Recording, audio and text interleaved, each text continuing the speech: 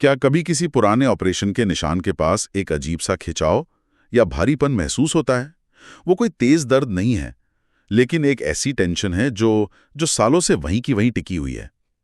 जब गहरी सांस लेते हैं तो ऐसा लगता है जैसे जैसे शरीर उस हिस्से को फूलने से रोक रहा हो। ये बहुत अजीब है, ऐसा क्यों होता है? इसी एहसास को सोमैटिक हीलिंग की दुनिया में मेमोरी ऑफ द कट कहते हैं, यानी जख्म की याद। जख्म की याद। हाँ, हमारे सनातन धर्म में भी शरीर को एक मंदिर माना गया है जिसमें साक्षात शिव का वास है। लेकिन जब इस मंदिर में कोई शस्त्र यानी सर्जरी का स्कैल्पल चलता है तो वो सिर्फ त्वचा को नहीं काटता। अच्छा। वो हमारे अंदर के प्राण तंत्र को भी। हाँ, अच्छा। तो आज की हमारी चर्चा कुछ बहुत ही दिलचस्प स्रोतों पर आधारित है। हमारे पास मशहूर ट्रॉमा एक्सपर्ट पीटर लेविन की किताब वेकिंग द टाइगर के कुछ हिस्से हैं, और साथ ही हम पॉलीवेगल थ्योरी और योग के शरीर विज्ञान से जुड़ी कुछ रिसर्च पर भी नजर डालेंगे। हमारा मिशन ये समझना है कि शरीर सालों बाद भी उस प्रक्रिया को एक खतरे के रूप में क्यों देखता है, और सबसे जरूरी, उस फंसी हुई ऊर्जा को कैसे मुक्त किया जा सकता है। बिल्कुल, चमड़ी तो जुड़ जाती है, टांके निकल जाते हैं, लेकिन हमारे नर्वस सिस्टम में वो चोट एक ऐसा निशान छोड़ जाती है जो जो कभी मिटता ही नहीं। इस पूरी प्रक्रिया को समझने के लिए हमारे स्रोतों में एक बहुत ही सटीक केस स्टडी दी गई है। चलिए मार्गरेट की कहानी से शुरुआत करते हैं। मार्गरेट एक 54 साल की महिला थी, एक स्कूल लाइब्रेरियन। 5 साल पहले उनकी एक सर्जरी हुई थी जो डॉक्टरों के हिसाब से बिल्कुल सफल रही। लेकिन मार्गरेट को कभी ठीक महसूस ही नहीं हुआ। उनके लक्षणों पर गौर करना बहुत जरूरी है, क्योंकि वो इस जख्म की याद को बहुत अच्छे से दर्शाते हैं। उनके पेट के निचले हिस्से में हमेशा एक सख्ती बनी रहती थी, जैसे जैसे वहां की मांसपेशियों ने हमेशा के लिए कोई ढाल पहन ली हो। हाँ, और उनकी सांस कभी भी उनके निचले पेट तक पहुंच ही नहीं पाती थी, जैसे रास्ते में कोई दीवार खड़ी कर दी गई हो। बिल्कुल। और ये सिर्फ एक शारीरिक एहसास नहीं था, वो उस जगह को छूने से भी डरती थी। जब भी वो बच्चों को देने के लिए नीचे झुककर किताबें उठाती तो उन्हें एक भारीपन और खिंचाव महसूस होता था जिसे वो चाहकर भी किसी को समझा नहीं पाती थी। और उन्होंने फिजिकल थेरेपी भी ली, लेकिन आराम बस कुछ दिनों का ही मिलता था। यही तो सबसे अजीब बात है। उन्हें ऐसा लगता था जैसे उनका शरीर आज भी उसी ऑपरेशन थिएटर में फंसा हुआ है, जैसे शरीर का एक हिस्सा उसी डर में कैद होकर रह गया हो, मदद के लिए पुकार रहा हो, लेकिन कोई सुनने वाला नहीं था। मार्गरेट की कहानी सुनकर मैं यही सोच रहा हूँ कि ये बहुत अजीब है। डॉक्टरों ने कहा सर्जरी सफल रही, लेकिन शरीर कुछ और ही कहानी बता रहा था। आखिर ऐसा होता क्यों है? मतलब बेहोशी की हालत में भी शरीर उस खतरे को कैसे रिकॉर्ड कर लेता है? इसका जवाब विज्ञान और अध्यात्म दोनों के पास है। वैज्ञानिक दृष्टिकोण से देखें तो मार्गरेट का नर्वस सिस्टम आज भी हाई अलर्ट पर था। जब सर्जन का चाकू शरीर को छूता है तो भले ही हम एनेस्थीसिया के कारण बेहोश हों, हमारा ऑटोनोमिक नर्वस सिस्टम, जो सांस लेने और दिल की धड़कन जैसी चीजों को कंट्रोल करता है, हाँ बिल्कुल, वो पूरी तरह जागा हुआ होता है और वो उस पल को एक मैक्सिमम थ्रेट यानी सबसे बड़े खतरे के रूप में रिकॉर्ड कर लेता है। ये फ्रीज रिस्पॉन्स का आइडिया तो जानवरों में देखने को मिलता है। मैंने सुना है कि जब कोई हिरण शेर को देखता है तो वो एकदम पत्थर बन जाता है। क्या हमारे प्राचीन दर्शन या ग्रंथों में भी शरीर के इस तरह जम जाने का कोई जिक्र है? बहुत अच्छा सवाल है।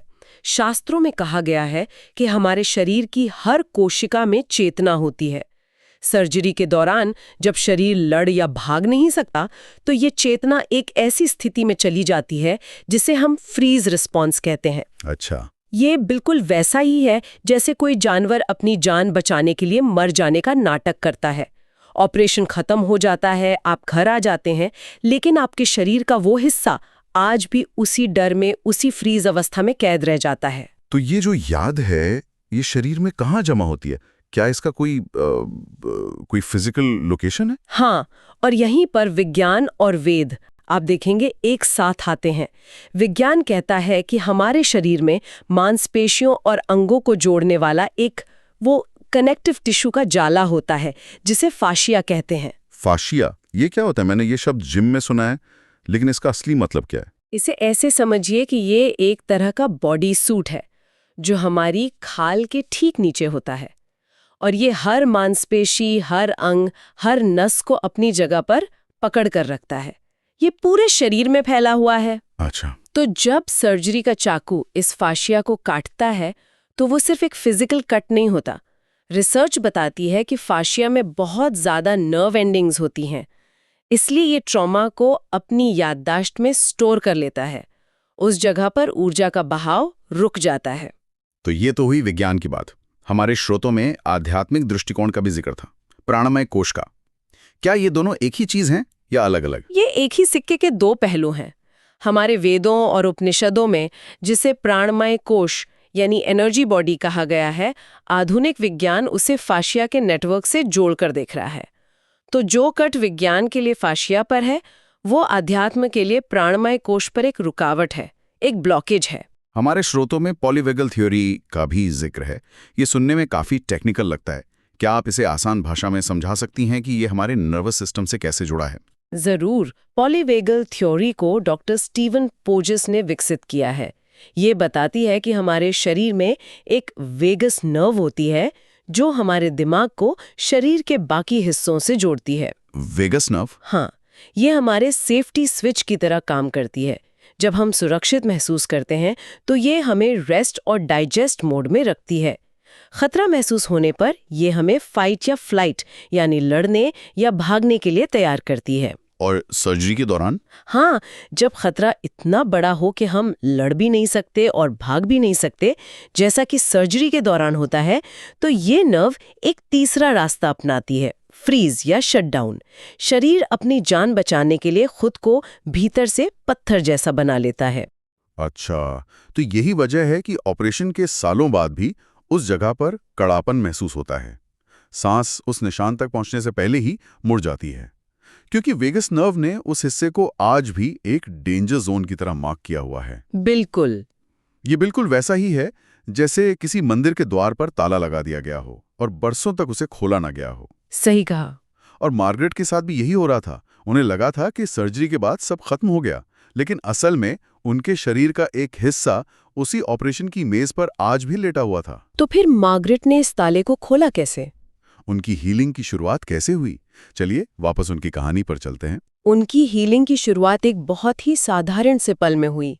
एक दोपहर जब मार्गरेट शांति से अपनी कुर्सी पर बैठी थीं, उन्होंने बहुत धीरे से अपना हाथ उस सर्जरी वाले निशान पर रखा। उन्होंने कुछ बदलने की कोशिश नहीं की, मतलब बस अपना हाथ वहां रखा। और ये एक बहुत महत्वपूर्ण क्षण था। सालों से वो उस हिस्से से लड़ रही थीं, उसे ठीक करने की कोशिश कर रही थीं। पहली बार उन्होंने उस हिस्से से लड़ने के बजाय उसे स्वीकार किया, उसे अपनी मौजूदगी का एहसास कराया। उस पल उन्हें एहसास हुआ कि ये कोई बीमारी नहीं है, बल्कि ये उनके शरीर की एक सुरक्षा प्रणाली है जो जरूरत से ज्यादा समय तक एक्टिव रह गई है। हाँ। जैसे ही उन्होंने उस जगह को अपनी उपस्थिति और प्यार दिया, उन्हें वहां एक हल्की सी धड़कन महसूस हुई। ये प्राण के दोबारा प्रवाहित होने का पहला संकेत था। जब शरीर को सुरक्षा का सिग्नल मिलता है तो खून और ऊर्जा का प्रवाह उस जगह पर वापस लौटने लगता है। और फिर उनकी आंखों से आंसू बहने लगे। ये आंसू दुख के नहीं थे, बल्कि ये उस रुकी हुई ऊर्जा के मुक्त होने का संकेत थे। उन्हें ऐसा लगा जैसे बरसों से बंद किसी कमरे की खिड़की अचानक खुल गई हो और ताजी हवा अंदर आने लगी हो। ये कहानी हमें हीलिंग के रास्ते पर ले जाती है। तो चलिए इस प्रक्रिया को स्टेप बाय स्टेप समझते हैं। हमारे स्रोतों में इसके लिए कुछ तरीके बताए गए। पहला कदम क्या है? हीलिंग की शुरुआत होती है सोमैटिक अवेयरनेस से, यानी शारीरिक जागरूकता से। शारीरिक जागरूकता? बिल्कुल। इसके लिए सबसे पहले एक शांत जगह पर बैठ जाएं, जैसे ध्यान या पूजा के लिए बैठते हैं। अपनी आंखें बंद करें और अपना पूरा ध्यान उस सर्जरी वाले निशान की तरफ ले जाएं। बिना किसी जजमेंट के, मतलब ये नहीं सोचना कि वो कितना बुरा दिखता है या कितना परेशान करता है। हाँ, बस उसे एक साक्षी की तरह देखना है, जैसे महादेव पूरे संसार को देखते हैं। गौर कीजिए कि जब आपका ध्यान वहां जाता है तो क्या आपकी सांसें छोटी हो जाती हैं? क्या आपको वहां कोई पुरानी उदासी या गुस्सा महसूस होता है? जो भी है उसे रहने दीजिए। हम यहाँ कुछ भी बदलने के लिए नहीं, बल्कि सिर्फ उसे पहचानने के लिए हैं। पहचानना पहला कदम है। ठीक है, तो सिर्फ साक्षी भाव से देखना है। इसके बाद क्या करना है? दूसरा कदम है सचेत श्वास, यानी कॉन्शियस ब्रीदिंग। एक बहुत ही कोमल और गहरी सांस लें और कल्पना करें कि ये सांस सीधे उस निशान वाली जगह पर जा रही है। इसे जबरदस्ती अंदर मत धकेलिए, बस एक संभावना पैदा कीजिए कि हवा वहां तक पहुंच सके। और सांस छोड़ते समय? जब आप सांस छोड़ें तो महसूस करें कि आपका ध्यान उस जगह को चारों तरफ से एक गर्म और सुरक्षित कंबल की तरह लपेट रहा है। इसे 2-3 बार दोहराएं। यहाँ एक सुंदर प्रतीकाप भी है। अंदर आती सांस आकाश तत्व का प्रतीक है, जो विस्तार लाता है, और बाहर जाती सांस पृथ्वी तत्व का, जो स्थिरता और सुरक्षा देती है। आप अपने शरीर को ये संदेश दे रहे हैं कि अब वो सुरक्षित है। बिल्कुल। हाँ, जब भी हम घबराते हैं तो सबसे पहले हमारी सांस ही उखड़ती है। तो गहरी और शांत सांस लेना शायद नर्वस सिस्टम को शांत करने का सबसे सीधा तरीका है। इस प्रक्रिया के दौरान शरीर में कैसा महसूस हो सकता है? धीरे धीरे आपको महसूस होगा कि वहाँ की मांसपेशियां थोड़ी नर्म हो रही हैं। आपको एक हल्की सी गर्मी या झुंझुनी महसूस हो सकती है। ये इस बात का सबूत है कि आपके सेल्स में जमा वो पुराना डर अब पिघल रहा है। अगर आपको 1% भी वहाँ ढीलापन महसूस होता है तो समझिए कि महान परिवर्तन की शुरुआत हो चुकी है। और अगर कुछ भी महसूस ना हो तो भी घबराना नहीं है। आपका शरीर बस फिर से भरोसा करना सीख रहा है और इसमें समय लगता है। ये बहुत गहरी बात है। किसी भी मंदिर की सफाई में समय लगता है और शरीर तो साक्षात दिवालय है। अब आते हैं तीसरे और शायद सबसे महत्वपूर्ण कदम पर। तीसरा कदम है कॉन्शियस टच, यानी सचेत स्पर्श। अपने हाथ की हथेली को उस निशान के ऊपर रखें। अगर आप सीधा त्वचा पर नहीं रख सकते तो कपड़ों के ऊपर से ही रखें। ये कोई मामूली छूना नहीं है। नहीं, ये एक मान्यता है। आप अपने शरीर के उस हिस्से को बता रहे हैं कि मैंने तुम्हें देख लिया है, मैं जानता हूं कि तुम यहाँ हो। आप उस कहानी को सम्मान दे रहे हैं जो इस निशान ने झेली है। मतलब उस हिस्से को वो ध्यान देना जो उसे सालों से नहीं मिला। हाँ, अपने हाथ की गर्मी को वहां महसूस होने दें। जैसे जैसे आप वहां हाथ रखेंगे, आप देखेंगे कि आपकी सांसें अपने आप गहरी होने लगेंगी, आपका जबड़ा रिलैक्स होने लगेगा और आपके कंधों से एक भारी बोझ उतर जाएगा।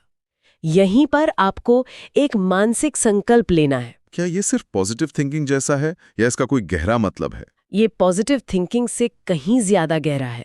ये सीधे नर्वस सिस्टम से बात करना है। अपने नर्वस सिस्टम को धीरे से कहें, अब तुम इस सुरक्षा को छोड़ सकते हो। खतरा टल चुका है, अब तुम्हें यहाँ पहरा देने की जरूरत नहीं है। मतलब उसे हुक्म नहीं देना है। नहीं, ये याद रखना बहुत जरूरी है कि हमारा नर्वस सिस्टम हुक्म से नहीं बल्कि प्रेम भरे आमंत्रण से काम करता है। इसे ऐसे समझिए जैसे हम भगवान से प्रार्थना करते हैं, उन्हें डांटते नहीं हैं। वैसे ही अपने शरीर को हुक्म देने के बजाय प्यार से पूछना है कि क्या वो अब रिलैक्स करने के लिए तैयार है।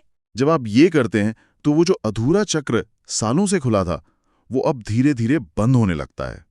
वो ऊर्जा जो अब तक केवल रक्षा करने में खर्च हो रही थी वो अब वापस जीवन में लौट आती है। बिल्कुल। इस हीलिंग को पक्का करने के लिए एक चौथा कदम भी है जिसे हम एंकरिंग जेस्चर कह सकते हैं। ये एक छोटा सा अभ्यास है जिसे अपनी दिनचर्या में शामिल किया जा सकता है। ये क्या है? अगले कुछ दिनों तक जब भी आपको उस निशान के पास खिंचाव महसूस हो, बस 30 सेकंड के लिए अपना हाथ वहां रखें और मनी मन कहें, वो कट लगा था लेकिन अब मैं पूर्ण हूं। वो कट लगा था लेकिन अब मैं पूर्ण हूं। ये एक बहुत शक्तिशाली वाक्य है। ये अतीत को स्वीकार करता है लेकिन वर्तमान की पूर्णता पर जोर देता है। ये आपके नर्वस सिस्टम को रीप्रोग्राम करने जैसा है। आप उसे एक नया सुरक्षित संदेश दे रहे हैं। सही कहा। आप उसे बता रहे हैं कि वो निशान आपकी पहचान का सिर्फ एक हिस्सा है, आपकी पूरी पहचान नहीं। हमारे एक स्रोत पीटर लेविन वो कहते हैं, ट्रॉमा असल में शरीर की एक अधूरी भाषा है। एक ऐसा वाक्य जो शुरू तो हुआ पर कभी पूरा नहीं हो पाया। ऐसा लगता है कि आज इस चर्चा से और इन अभ्यासों से उस अधूरे वाक्य को पूरा करने का एक रास्ता मिल गया है।